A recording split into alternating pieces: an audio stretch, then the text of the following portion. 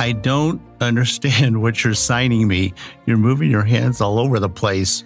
Okay, I'm trying to let you know that you need to get ready and pay attention so we can start the podcast. Okay, I get it now. But, it actually looked to me like you were swatting flies away. Oh, no, this means go and this means stop.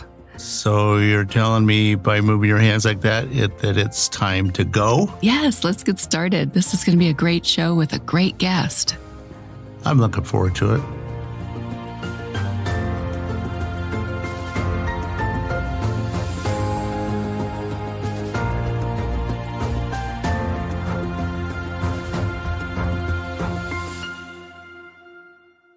Hi, everyone, and here we are, celebrating what people love to do creatively by giving them a voice. I'm Rod Jones. And I'm Angie Jones. Welcome to the Thought Rope Podcast. We invite you to subscribe wherever you listen, and we're available virtually anywhere you listen to podcasts. Yes, and no matter what you do creatively, this is the podcast for you. Okay, Angie, what are we going to be discussing today, or who are we going to be discussing? Well, today we're going to be speaking with Candy Yeldham. She is a makeup artist and a model. Oh, yes. I've known Candy for several years. Mm-hmm. She is a beautiful model, but also she's a very talented makeup artist. I'm kind of excited about hearing what she has to say. Yeah, me too. Even though makeup's not my thing, I think it's going to be good. But first, it's time for your quote. Okay, well, the quote for this week is, "The most beautiful makeup of a woman is passion, but the cosmetics are easier to buy." And that is by Yves Saint Laurent. That one for me is a little bit tricky. You might have to explain it. I do understand a woman is really beautiful. I mean, she's passionate about herself or creativity, whatever. And I can understand, I guess cosmetics are easier to buy. Well, I think that what he's saying is that the beautiful part of a woman is her passion and her, zeal for life. And that's something that you can't really buy. And if you don't have that, the only thing that you can do is buy cosmetics, because that's a done thing. You can just go purchase it. Well, thank you for explaining that, because in all honesty, I was having a little bit of a hard time understanding quite what that meant. Yeah. But now I see what you're saying. Yeah. I mean, cosmetics are easier to buy. They are. Well, they're consistent, and each person's very different. So kind of a play on that. So, okay, it's going to be your turn, Rod, with Rod's motivational moments. And here you go. And I don't get a dun-da-da-da. Dun-da-da-da, because we don't have music yet. Well, we'll have to work on that. Okay, here we go. If you're going to take a photograph with your mobile phone, do yourself a favor and those that have to look at your images by learning the rule of thirds. And if you don't know what that is, you can Google it. Okay, so we can Google it, but what are the rule of thirds for those that don't know?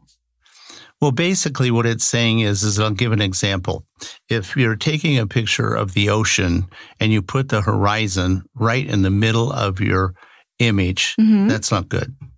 It should either be in the upper third or the lower third. If it's in the upper third, it gives you a foreground. And if you have a foreground, it creates interest and it gives the eye a place to go. It could explore the foreground, move to the horizon, and then on into the sky.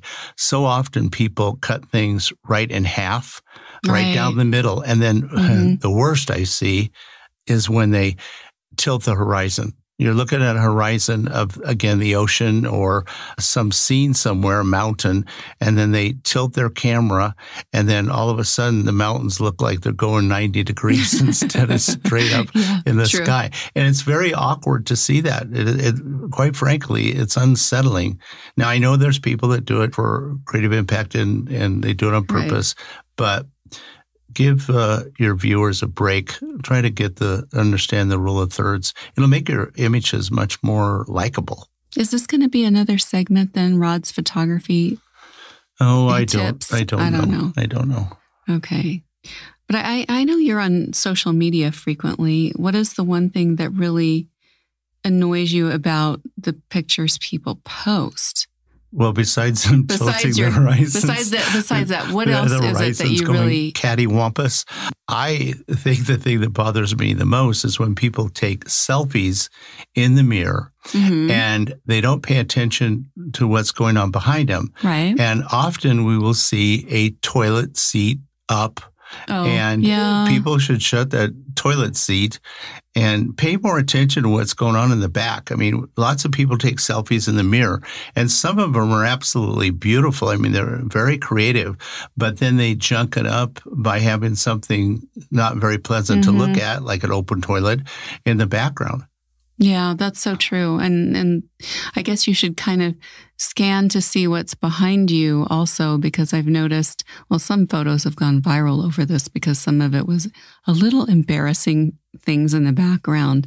So, yeah, just kind of look in the background. I don't know if people are doing that deliberately.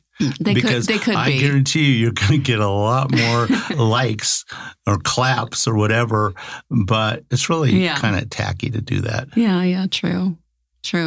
What's the most annoying thing you see on social media? Well, the most annoying thing that I see is probably when I see women that are like, I'm all for celebrating yourself and taking pictures of yourself, go for it, whatever makes you feel good. But when they get it to the point where they're objectifying themselves, I'm not so sure that's the smartest thing to do for you as a woman, and also reflecting on other women like that. I'm not sure that that's a good idea. I think the word objectifying is very suitable here. Yeah. Because actually you're not elevating yourself. No. In some cases, it could be pretty demeaning.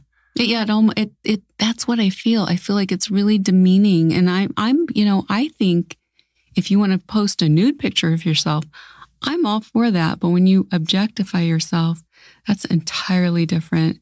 And I'm not so sure that's the best idea. There's one thing I know, and I've actually had people comment on this. In fact, people have made jokes about this, and that is when you see a image of a woman, especially, and sometimes guys, but they're painting and they're very scantily dressed. They wear very revealing clothes, but yet they're standing next to their canvas making a painting. And you actually have to understand, what is it they're actually trying to sell, or what are they doing? They're trying to entice you. I suppose they're trying to entice guys to like their painting, and maybe they're hoping that some gallery owner will discover them. They're discovering a little bit more than their art at that point. I'm not sure that's the kind of discovery you want, though. No, because you want it to be more about your talent than, your scantily clad bod. Right, and then you take people that are incredible artists, both women and men, but, the woman has taken a normal photograph of herself dressed conservatively, or she has an apron on with paint all over it, and it just shows somebody that's actively involved in their craft and their art. Right. And personally, I find that a little bit more appealing, and it's a lot less distracting. It's the artist in tune with their work, right, not the artist on stage. Right. I mean, it's fine to be a little bit performance-based as far as the image you want to project, but I mean, let's call it what it is here. You need to, when at the end of the day, which I don't like that expression necessarily, it's really about if you're talented or not, or if you're at least attempting to be talented. But I don't know that objectifying yourself as a woman or a man because men do it too. I've seen men do it too. Idea. So but you could take fun pictures. I mean, everybody loves a fun picture of somebody smiling, happy, jumping up and down because they just won a contest, or somebody just purchased their painting or a piece of their sculpture or whatever, or, somebody applauded because they just heard you sing or play an instrument. That's all celebratory. True. Okay, well, let's go the other direction now. What is the most wonderful thing you see on social media, Rod? Well, seeing how we have the Thought Row podcast and we celebrate what people love to do creatively, I would have to say the images that I see where people are showing off their creativity, and we see them all over. It's not just artists in the traditional sense. I mean, I see extremely beautiful embroidery work, or people that do different kinds of sculpture or furniture design or carvings in wood, masonry. I mean, we even know somebody, in fact, we had her as a guest that welds things together. Yeah, truly beautiful. Truly beautiful. So I think that, for me, it's the creative things that we see and how people show them. There's some really interesting ways. I mean, this one person we know or have seen where I think he photographs his art outside. Oh, yes. In environments. Yeah, I can't remember their name, but it was just so nice. Like, so you get a restful, peaceful snippet of the forest or wherever they are, and they hold their painting up and take a picture of themselves holding the painting in this environment. Yeah, and if they're painting nature, it's even more applicable when they take their painting outside and put it in its natural environment. So true. What's the best thing that you see on social media? Well, the one thing that I really enjoy seeing is if there's things on positivity, if there's things on meditation, if there's things on improving yourself and learning more about yourself and evolving as yourself. I think for me, that's where I'm like, yeah, that is a good use of social media at that point to me. There are a lot of positive quotes out there. In fact, we've done some ourselves, and just coming up with the quote makes me feel good. But when I see other people's quotes, and we have a lot of people that follow us on Thought Row that post quotes themselves, which are really interesting and really motivational. Really, it's really motivational, and it's like, in our society, when each one of us is dealing with stresses or, annoying things every day, it's like, it's nice. We can't all be positive all the time. So it's nice when somebody can kind of bring that to the surface.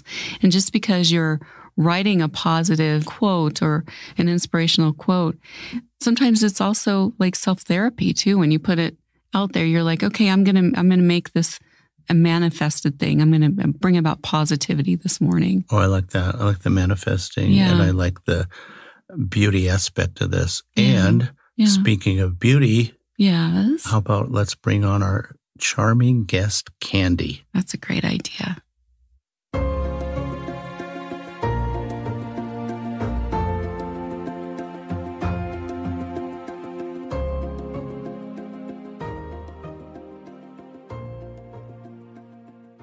Candy, welcome to the Thought Row podcast. We've really been excited to have you as a guest, and we know you're in the UK, so that makes it even more special. So nice. Hi, Candy. I know our listeners are going to be so excited, and I'm excited to chat with you because you are a makeup artist. Hi, thank you so much for having me today. I'm definitely a makeup artist, and it's wonderful to be talking with you both today. Oh, well, thank you. Candy, we've known each other on social media for several years, and I've really enjoyed the photographs that you've posted of various people that you've created makeup for, plus the fact that you are a model. You've been photographed beautifully, and I noticed every time I share one of the images of you as a model, you get all kinds of likes. All kinds of likes. Oh, that's good. That's really good. Yes, well, I spotted your artwork, I think, on Instagram, and I love the colors and the flow. So I think I spotted you before you spotted me. So definitely I'm a fan, and I like the flow and the shapes and the patterns and the colors. Well, so I think I was interested. That's so sweet. You're very kind. That's a very sweet thing to say. Yeah. But I know you have our signature question. Our signature question is right. But before we get our interview started, we always ask our guests what they had for breakfast. So what did you have for breakfast? Oh, breakfast. What did I have? I had nectarines with blueberries, and I usually have coffee. So that's what I had today. I'm trying to be a little bit more healthy away from the croissants. Oh, yeah. Hard to do. So hard. They're so delicious. But our breakfast was somewhat similar. We usually have figs, watermelon, and lovely. I like 2 eggs, hard boiled. Yeah, they're kind of hard boiled. Well, kind of softish hard. Medium. Is there a medium hard-boiled? So anyway. There you go. Okay. Right. So I'm going to start by asking you something about your career. Being a makeup artist is an exciting career. I think people would love to do that for a living. What inspired you to become a makeup artist? Well, I've always been interested in makeup, and I would say that I did a degree in drama with film studies and creative writing, and makeup was part of the degree. So that was the first part. And then I was working on a photo shoot as a model, and I was very interested in the makeup artist on the shoot. She seemed very much at peace and calm and clear, and with the colors that she was using and the energy she had. So I was very interested in training to be a makeup artist, mainly I think through the modeling, and also it's always been an interest since a very young person. Well, you know what? That's really interesting, because I noticed, and we'll talk about this later, of having makeup artists on set when I was a photographer. And they, you pointed out something really interesting. They are more relaxed. They don't seem to be under pressure as much as the models are. Right. The assistants, especially the stylists, they are the worst. They catch all of it. Well, also, they really is this true for you, Candy, where when you do makeup, I think you have to be very focused on the people that you're making up and cut out all the peripheral commotion going on? Definitely. I think with makeup artistry, it's good to get good training. So then when you're there, it's just managing your nerves and staying very calm and focusing on what you need to do. So I went to Glauco Rossi makeup school, and then later to Shuamura, which is in the US, and then Yves Saint Laurent or YSL. But all of those brands, I think, have helped with techniques. So if you're booked on a job, then you're sure of your techniques. So I think that really helps take any confusion away. Any training, I think, is really helpful. Well, the training that you have is incredible. Yes, fantastic. So, and then also, I might say the makeup artists, there's another thing that makeup artists do when they're on set. They calm the talent down. Definitely. By talking to them and getting them relaxed. And also you're touching them, which no one else is touching them. Well, maybe the stylist is. But as a makeup artist, you're not poking and prodding. It's more of a soothing. Yes, it's calming. I've never been anti-touching. I'm always interested in textures and creating. I love to see beauty. So rather than seeing a woman and being jealous, I love to see beauty. So to see a beautiful woman is fantastic, because I'm thinking in terms of the light and the colors and from an artistic point of view. So I'm interested in that point of view. You are an artist, that's for sure. Yes. Artist. So, Candy, what are the biggest challenges when you go in to do makeup on someone, when you, like, maybe they've got a few flaws here or there? What are the biggest challenges, and how do you overcome them? I think that the biggest challenges as a makeup artist are working with temperaments. You could be making someone up and they have a preconceived idea of what they want. Yeah. Models are normally brilliant because they're being paid to be on the photo shoot, so they're normally quite relaxed. And I always love working with models. Working in stores with real people, sometimes that's more demanding because they have an idea of what they want. So you have to go that extra mile to make sure that they're really, really happy. But I'd say the challenge is just staying very calm and making sure that you remain confident. And I think anything is possible in terms of covering any acne, or you can create shading to create all sorts of the eyes, the cheekbones. So there is nothing's impossible. It's all possible. It's just the approach. I think some people have uneven skin tones, right? We all do. Yes, they do. Yes, that can definitely be not worked me, out. Of course. Of course not. Of course not me, because I shave every morning and that gets rid of it. Hey, women are actually shaving every morning now. That's what I hear. Yeah, it's supposed to be very like smoothing and exfoliating, etc. But I don't know. Well, I think it's such a joy to go on photo shoots. And I think that it's just a case of professionalism, getting there on time, and then when you're there, handling yourself. So I think it's sometimes good to take a step back, to give people space, and then just try and observe what needs to be doing, rather than I think I tend to sort of take a step back generally, but not too much of a step back, because then you're out of the ring. But but just give people some space, I think, and then hopefully if there is a challenge, it can be sorted out. And also with the photographer. Absolutely. In one of my earlier careers, I was a fashion photographer, and I worked with makeup artists and top fashion models. And what I found kind of interesting is you've managed to pursue both forms of creativity.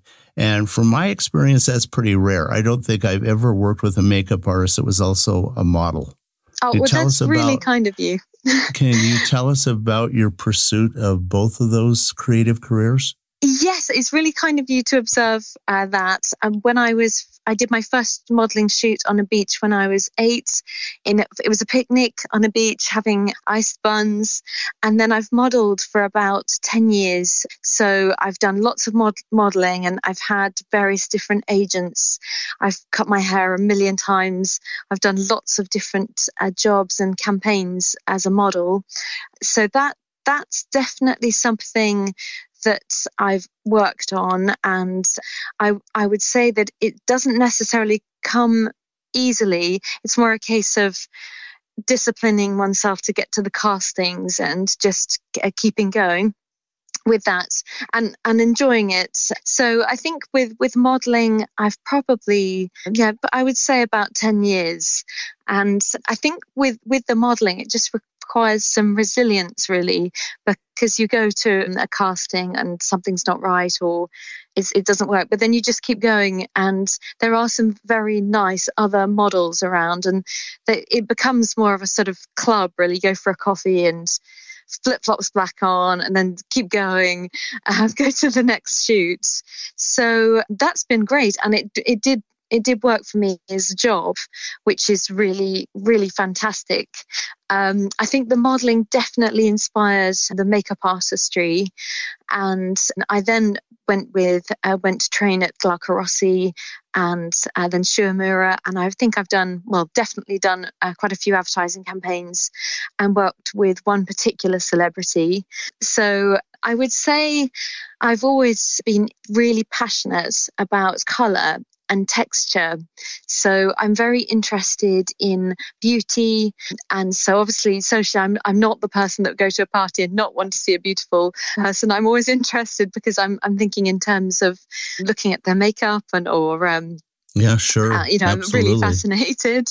Yeah. But definitely love to see beauty. Very, very interesting. We suspect that you love to see beauty because you're in that profession. Angie's going to have a follow-up question for you later about when you started and you as a child. Yeah. But you had a question first. I have a question now, but I have a question I want to ask you. I don't think I've ever seen any photographs of you on Facebook where your hair was long, and you said you've had to cut your hair a lot of different times? Yes, good point. I did have to cut my hair a lot, which was really commercial because I was often offered money to cut my hair as a model. So sometimes, let's say whatever the price was, but model agents will book you on a job, and that's when you make money for that. Haircuts, but I'm not really precious about keeping long hair. My hair's medium length now, but I've always enjoyed different styles and cutting it. I think that's why they invented wigs. Anyway, as a makeup artist, you've had to work with photographers, video and film production people. Which one of these did you find to be the most demanding, photographers or film? I would say I've met lots and lots of different photographers, and some have been really, really wonderful.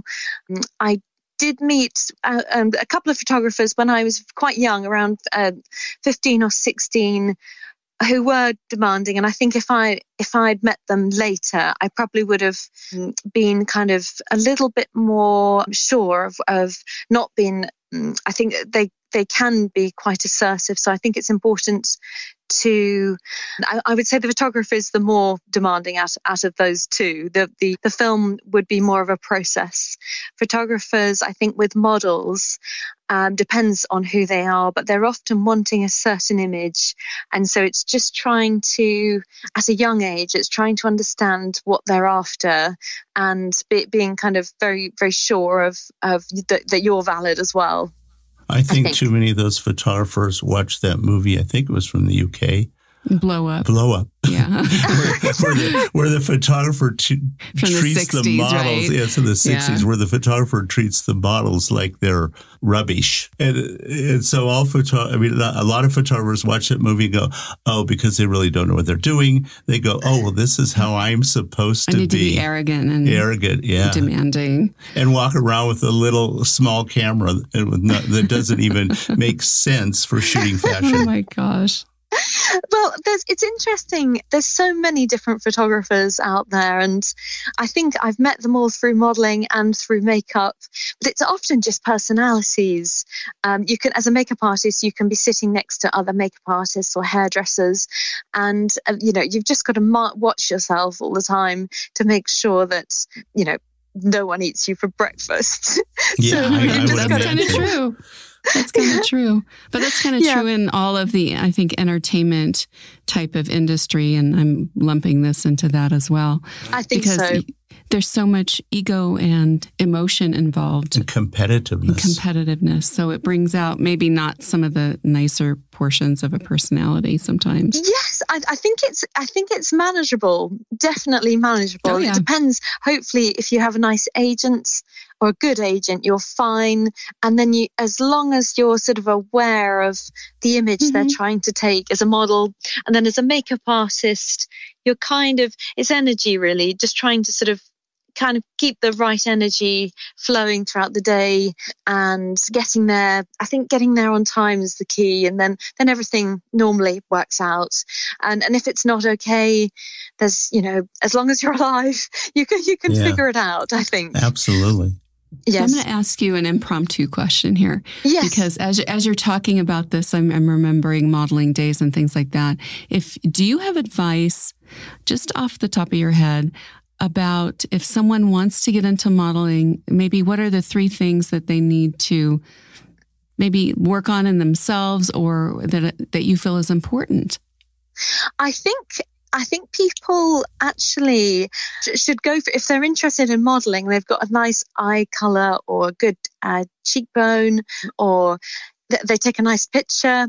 I think the main thing is not to listen to what your peer group is saying or your sort of your social group is saying, but I think it's just a case of working on your skin, getting a good headshot, sourcing a good agent. And I'd say staying sort of fit and well is good, but not being deterred by your own social group or your peer group, because actually if you find a good photographer, don't necessarily need to spend a lot of money on it. That's your first shot. And I remember I tried to get into an agent and I was declined on the first time. And then I went back after cutting my hair and having some different pictures, and they accepted me. And it was a really good agent. So I think it's a case of a little bit of determination if you're interested in either of those subjects. But then some people, really I know that I'm a medium height. There are some girls who are actually are very tall. They have everything, or everything's in place, and they probably wouldn't need to. They'd just get signed to an agent straight away.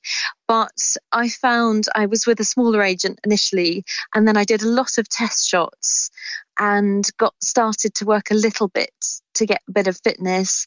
But I think probably it's just a case of repetition. You need to just keep fighting for things. And even if you have a bad day, you can not worry, you can go and do something else, but then go and actually connect with a photographer and give it another go. I think it's good to not give up. I think that's such good advice. Thank you for that, Candy. You know what my takeaway from all that advice is? What's that? I'm not going to pursue a career as a fashion model. That might be a good idea. I give up. That's funny. Totally. Well, you never know. You never know. Yeah. Well, if they want somebody short in their casting, that they can lower the camera so they can photograph me. Yeah. I do think that there is this preconception that everything has to be with just one agent and through a competition or some fairy tale. And I don't think it does. I really do think that you can, if you're interested, you can almost get it going yourself a little bit, but then get connected to the right people. Yeah, I'd rather be on my side of the camera, not your side of the camera. What's your question, dear? Oh, and I also, I know that you've done many different styles of makeup. Have you ever done makeup for a stage production? I did a degree. I'd love to do an opera. I've did a degree in drama with film studies. So I created the makeup and costumes for some of those kind of plays at university.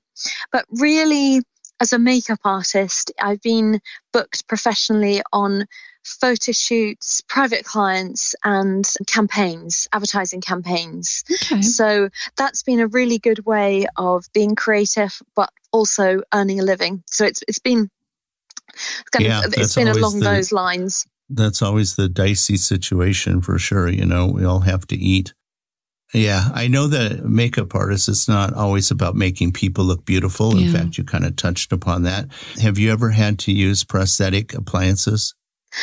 Really good point. I've been to photo shoots as a model where they've had prosthetic makeup artists on the set. I'd be very interested I've been to a couple of evenings, makeup artist evenings, where I've been talking to makeup artists who are specializing in that subject. So it's something I'm interested in, but it's not something that I've worked professionally with. So I think some of them, the ones that I find distasteful, are the real gory ones. Yeah, I don't know how they come up with that. I don't know how they come up with it, and bizarre. then I don't know how they sit there and look at it after they've created it. I love the gory ones. Do you? Oh gosh, it's definitely an art. Yeah, definitely an art. Now I'm going to go back to your modeling career because I am curious. You mentioned you started modeling when you were 8 years old, and what was your modeling gig that you did? Who was it for? Well, it was for a catalogue, and it was on a beach, and I was in with some other children for a knitwear catalogue, and I was in the middle of winter eating ice buns. So I started to get booked by this clothing brand, and they were really interested. And then I started to do fashion shows as a child, and I can remember doing quite a lot of fashion shows. So that was definitely part of my childhood from really young. I'd say 8 or even younger. I'd say where was that? 8 o'clock. That was mainly either in London or where my family are in. They live near Brighton, so working for brand locally there. So that's when I started. Okay. And my grandmother was a fashion editor for a newspaper, so she'd go with me to fashion brands and wait while I was doing fittings as a child. Oh, nice! That's so nice. I know. That's very nice. Get to work with your grandmother who is in the industry and understands what's going on. Everything. Yes, that's great. So understands that was good. About apparel and all that. She really did. She really understood clothes, and I remember having a lot of fun times with her and waiting with her to do the fittings, and then she'd wait for me whilst I did the shows. So all good, all positive, and very trendy for a child. Yeah, I'll say, how nice is that? Yeah. It's interesting that you found a home both in front and behind the camera, which is not usually the case. Candy, what's been the most gratifying for you to do, front or behind the camera? I would say that I've been more challenged doing the makeup artistry, and I would say I feel like I've pushed myself a little bit more with the makeup artistry. So probably, and obviously it's involved a lot of training. I've been trained by Shuamura and with YSL. So I think in terms of using one's cognitive skills and building on careers and being able to have a skill, that's probably been more gratifying. Modeling, I've always thought was very good in terms of confidence building, also posture, and I think it's great. I've always really enjoyed it, so I think it's not been something that I haven't enjoyed. But the makeup artistry is a clear progression from that, but with more challenges, I'd say. I would think so. I would think so too. You know, I have to say something funny. When you said posture, Rod sat up and I had to unfold myself. So there you go. Thank you very much. Well, I know. I think I've got to work on all of these things. So I think that I made quite a few friends that were models, and they would style themselves up beautifully for castings. And I think I wouldn't regret any of it. So I think it's really, really positive. And in terms of diet and the weight, I was really happy going on castings and not working in an office, actually. So I was managing myself, going on the tube, have a quick snack at lunch. But I think I have worked in offices. I've worked in a PR office. But when I started modelling, my natural weight came back because I was managing myself. And I think sometimes if you're in sort of larger corporations, you can sometimes comfort eat because you might be stressed. I've always loved food, so I've never had worries about eating, but it's nice when you feel like your natural weight. Yeah, I bet. Yeah. When we're in front of microphones, it's kind of important to maintain good posture. I know. If you start slumping, it can be a problem. True. So what are you going to ask Candy next? Well, you know, when I think of different, you asked the question about prosthetic makeup, and I am wondering, have you ever done fantasy makeup? It's almost like an abstract painting on a face at that point. And if you have, tell us about your experience in that creative area.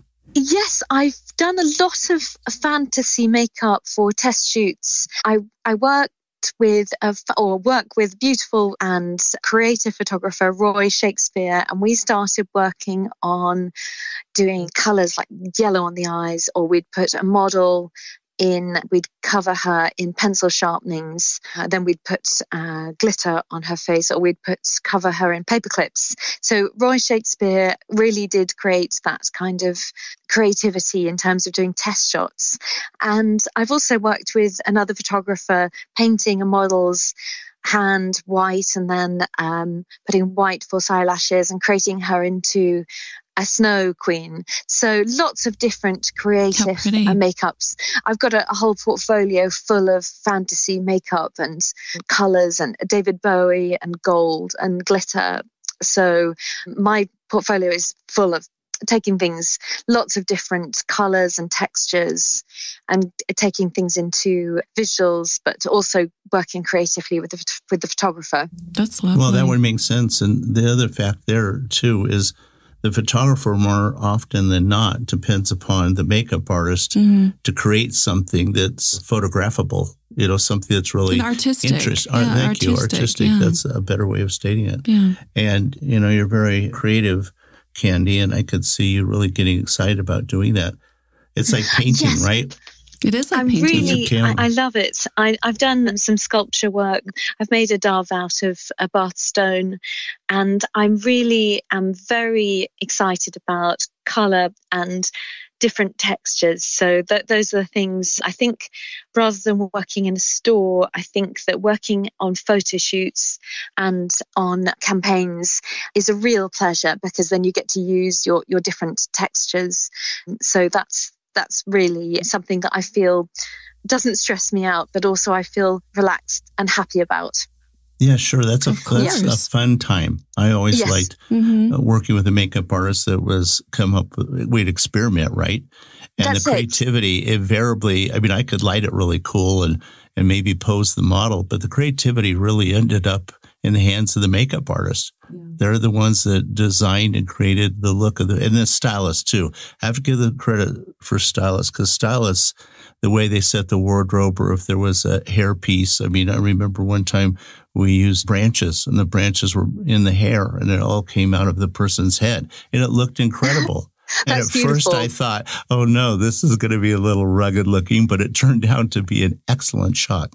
Yes, and I give excellent. all the credit to the makeup artist and the stylist. All I had to do was be there and click the shutter. No, I had all the pressure was on my one finger. Yes. Fantastic. Well, I think the makeup and the shoot world, I think, really does have so much potential in terms of creativity. And I'm very blessed because I was booked on a photo shoot to go to New York with OK Magazine, and then I've been to Spain. So I've been on some trips as well that I probably wouldn't have necessarily just done on my own. So I think, and then working on these photo shoots whilst traveling, I think is really positive. So it's just broadening one's horizons as well as being creative. Oh yeah, you get to meet interesting people too. You do. Definitely. It is variable, and I think that the main thing that the makeup artists that seem to do really well are very stoic, and they seem to manage their nervous energy. I was working with Evelyn. Had an agent called Minx Agency, and she'd been a makeup artist for many years, but she had just a little bit of a dry sense of humor, and she just seemed to stay very calm and get there on time. But it's maybe an endurance exercise, really, if you want to keep going. Oh yeah, I could see that. What are you going to say? Well, I would like to know. This is something I really don't want to know. Can I go sit over there for a while? Yeah, you can go ahead, take a break. Okay. What are the 3 makeup staples that you recommend that are not traditional mascara, powder, or lipstick? Mascara, powder, or lipstick? I would say for mascara, I would say that's interesting. I quite like that's very interesting. I loved working with Shuamura, so obviously I loved their products and YSL. Currently, I'm using a MAC mascara, which it's got a lot of volume in it. So I do quite like that one. And I would say for lipstick, again, back to the MAC or maybe Chantecaille. And I love Kat Von D. And then powder, I'm not so keen on powder, actually. I really like the skin to flow through. But if the photographer is wanting powder, might go with MAC, go with Yves Saint YSL, definitely. I love the Chanel products. In my kit, I've got all sorts of things. I've got some products from Screen Face as well. So lots of different products. And Makeup Forever is really good, I think, for lipsticks. Okay, that's good to know. Thank you. You know what? I think that was an extremely good answer.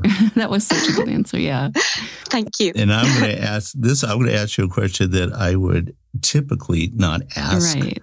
But tell Angie and I, what are the latest trends in makeup? Makeup trends are... Well, the latest trends, the makeup trends are changing all the time. So it's literally, after being with YSL for 4 years, I went through their journey. So the trends are literally really evolving. I think with the lockdown times and with the COVID, I think the trend has come back very much on skincare and looking after your skin. The eyebrow trend, definitely not overly plucked and overly sculpted. If the eyebrow can sit through and breathe through but still be groomed, that's definitely a trend. And I think we're moving away from, obviously there's the creative makeup and all of the different colours.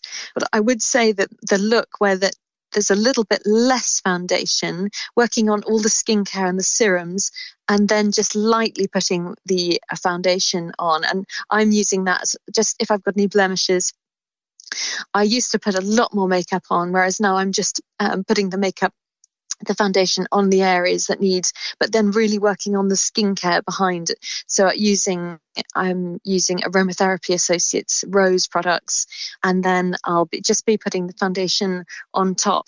So I think as the years pass, different trends hit all the different brands. And the models at the moment, I think, the photo shoots have been COVID affected. So people after the lockdown wanting the skin to look like it can breathe. That's I think that's coming through. Good point. I could see that. Great answer, Candy. Great answer. Thank you. Okay. And when we had our initial phone conversation with you, Candy, prior to this podcast, you mentioned that you had developed positive energies to keep moving forward and keep motivated in your career.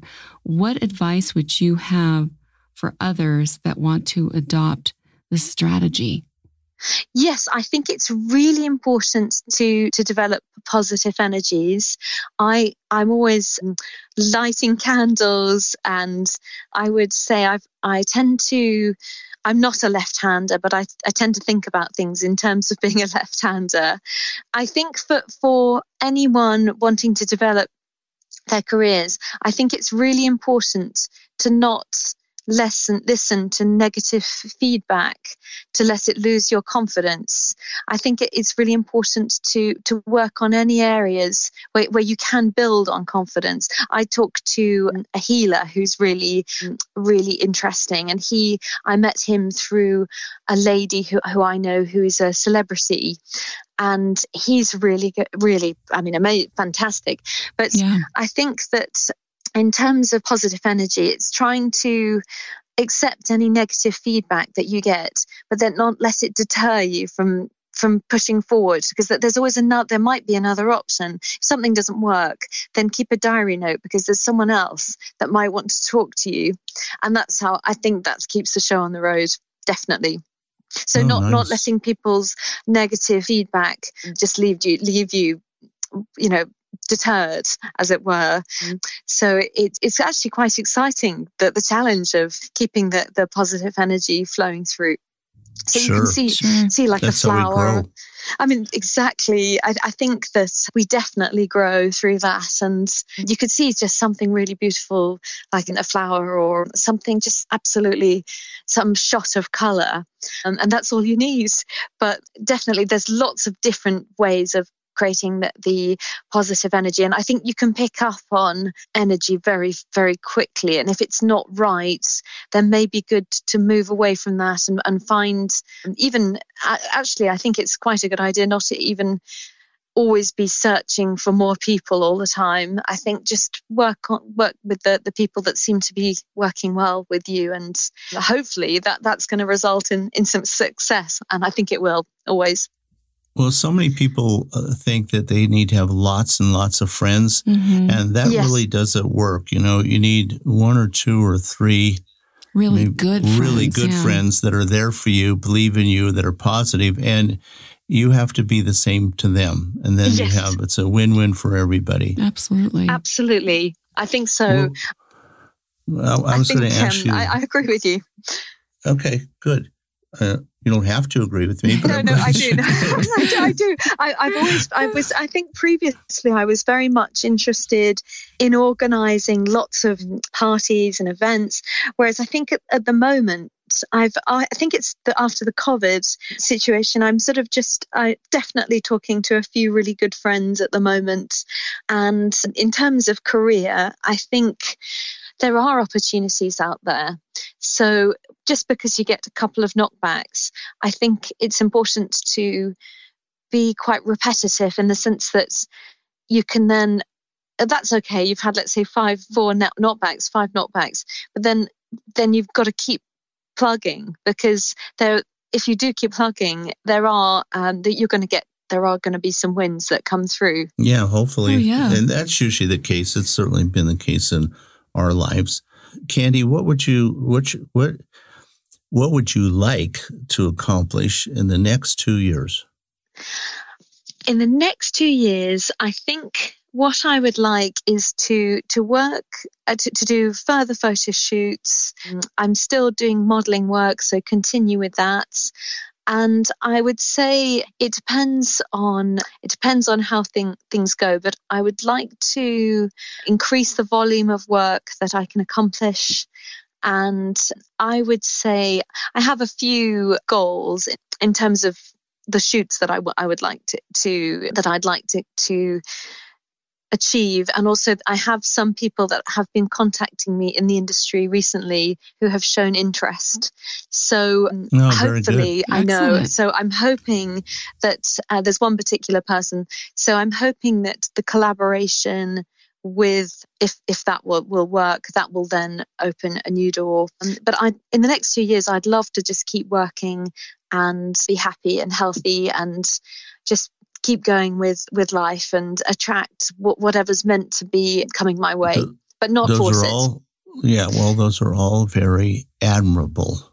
Excellent. It's an admirable way to live. Mm-hmm. Okay, now it's your turn for our other signature question. Yeah, other signature question here. We ask everyone this and we're always fascinated by their reply. And that is, if you could sit on a park bench and chat with anyone from the past, who would it be? Oh, that's interesting. Goodness, someone from the past, someone I don't talk to anymore. It could be someone you don't even know. It could be anyone. Oh, okay. Yeah. Goodness, someone I don't know. Oh, goodness. Well, I think probably in terms of career, if it was career related, I would love to have a chat with perhaps someone like, maybe go for a makeup artist, maybe go and have a chat with a film star and see how they would respond. But it's such an interesting question, and it's in my personal life, I can think of people that I really love and who I always would love a chat with on that bench. Well, the personal life, I mean, we've had people that refer to a grandparent that was not around anymore. Yeah, that wasn't around anymore. Yes. Or somebody that really inspired them. I would think it could be anyone. The grandmother that started you in your career of child modeling, I bet she would have a lot to say now if she could sit by you and say, "Oh, Candy, I'm so terribly proud of you and all the things that you've accomplished." I think that would be a wonderful conversation. I think it would. I think so. She would be actually. If I'd known her longer, she died quite early. I think she would have been really interested in the journey. Definitely my grandmother, the journalist. And so I think that is definitely someone. And also I think I'm always fascinated by makeup. So I would have liked to have met Kevin Aquan, the makeup artist. He's exceptionally talented. Maybe Yves Saint Laurent himself.